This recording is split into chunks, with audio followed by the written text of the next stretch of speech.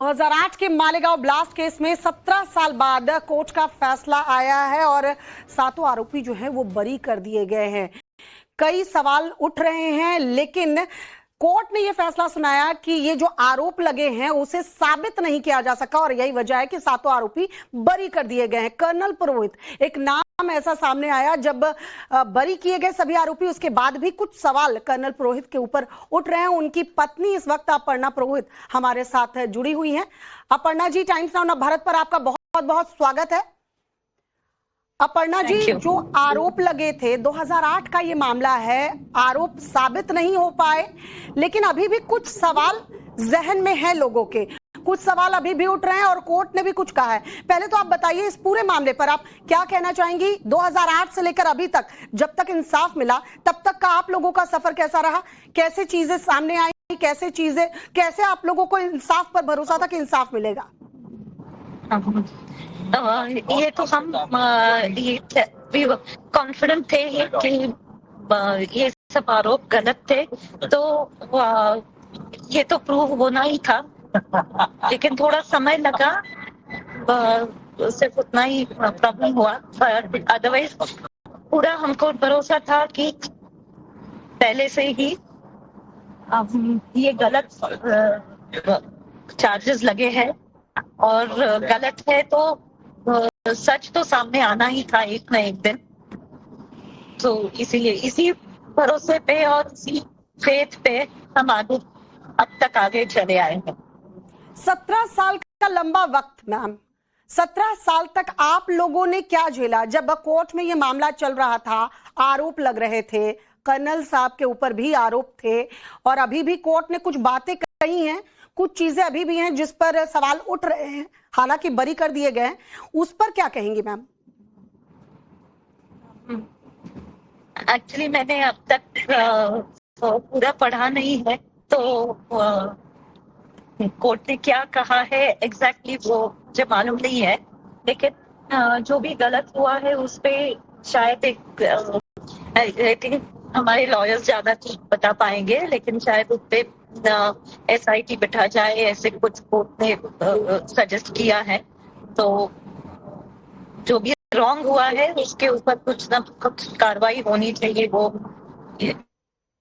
Even मुझे भी लगता है यही।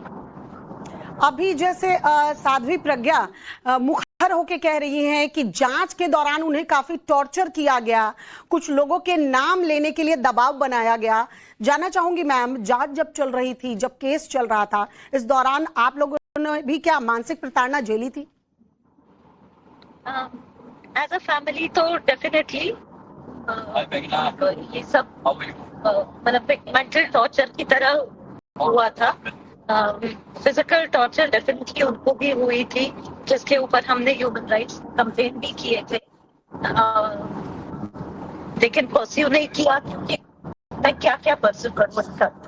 तो एक जो केस है उससे ही निकल जाए तो that would have been a better thing.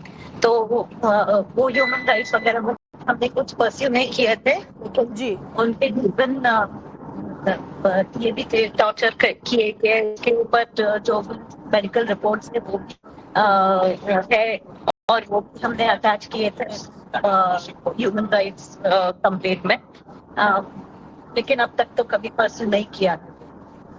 Ji Aparna ma'am, आपके साथ कर्नल पुरोहित भी हैं, आप इस वक्त ट्रैवल कर रही है मैम, अगर वो आपके साथ ही हैं तो देश उनको भी सुनना चाहेगा। 17 साल का इंतजार और उसके बाद जब बरी किया गया तो वो क्या महसूस कर रहे हैं, अगर देश को बता पाए? आई एम वेरी सॉरी, लेकिन अभी वो दूसरा इस पे बिजी है, उनके ही कोई फोन चल रहे, सो आई एम वेरी सॉरी। चलिए अपर्णा मैम, आप ही बता दीजिए, ये फैसले की जब घड़ी थी, जब फैसला सुनाया जाना था और सभी लोग कोर्ट में मौजूद थे, क्या महसूस कर रही थी आप?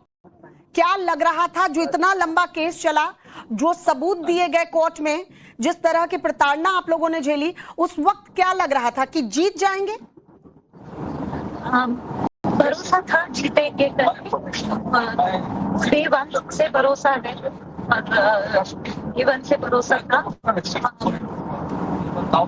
और वो हो गया है. I'm really very thankful to the court, and I'm very thankful to everybody. And I'm very especially thankful to my lawyers जिन्होंने उतने डील करके उन्होंने पुट अप किया है case. So I'm very thankful to all of them. इस पूरे case के दौरान मैम मालेगांव ब्लास्ट 2008 में जो ये ब्लास्ट हुआ उसके बाद ही एक भगवा आतंकवाद, आपने भी ये नाम सुना होगा मैम, भगवा आतंकवाद शब्द को गढ़ा गया. अब साध्वी प्रज्ञा तो मुखर होकर कह रही हैं कि देखिए हिंदू आतंकवादी नहीं हो सकता है और मुझे बहुत टॉर्चर किया गया था. कैसा महसूस करते थे आप लोग जब आरोप लगे और जब इस तरह की चीजों को सुना कि हिंदू आतंकवाद, भगवा आतंकवाद, और इस आतंकवाद में या इस ब्लास्ट में आपके पति भी शामिल रहे, उनके ऊपर भी आरोप लग रहे हैं, इस संगठन का नाम भी लिया गया जिससे उनका जुड़ाव था? तो ये सब कुछ प्रूफ तो कोई कर नहीं पाया, ना ही उनका रिलेशन विद कोई ऐसा ऑर्गेनाइजेशन है वो भी प्रूव नहीं कर पाए. तो ये सब उस टाइम सिर्फ कुछ आरोप लगा के उनको गलत तरीके से अरेस्ट कर दिए थे. तो आई डू नॉट नो क्यों, ये क्या नैरेटिव ये सब करके उन्होंने किया था.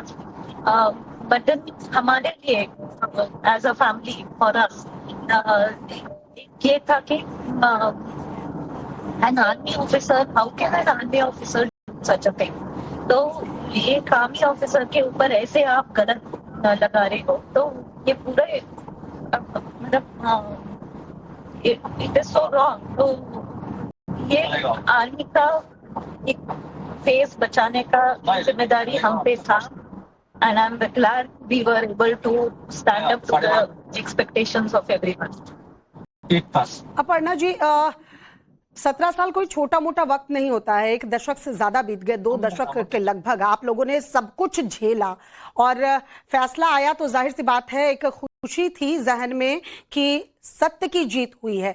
लेकिन क्या कहना चाहेंगे देशवासियों को जब इस तरह का झूठे आरोप लगाए जाते हैं, उसमें आपका नाम शामिल कर दिया जाता है और आप एक रेपुटेड पोस्ट पर रहे हो, तो कैसा महसूस करता है एक परिवार कि झूठा केस, झूठे आरोप और आपको टॉर्चर झेलना पड़ा? न सिर्फ आपके पति को, आप लोगों को भी झेलना पड़ा.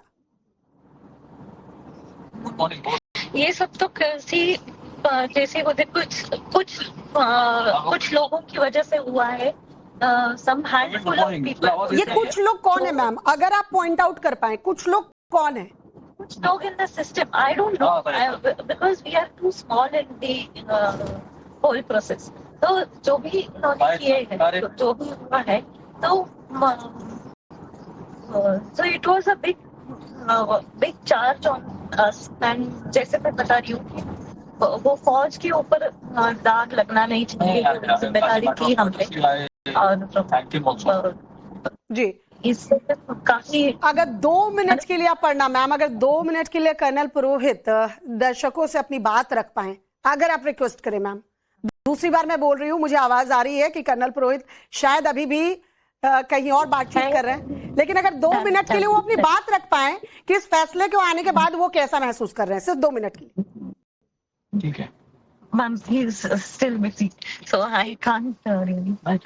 चलिए कोई बात नहीं मैम, बहुत बहुत शुक्रिया हमसे बातचीत करने के लिए. अपर्णा पुरोहित, कर्नल पुरोहित की पत्नी, जो बता रही हैं कि मानसिक प्रताड़ना जो है वो पूरे परिवार ने झेली और फिजिकल टॉर्चर तो उनके पति ने भी झेला, लेकिन सेना के ऊपर ये आरोप था और जाहिर सी बात है उन्हें पूरा यकीन था कि सत्य की जीत होगी.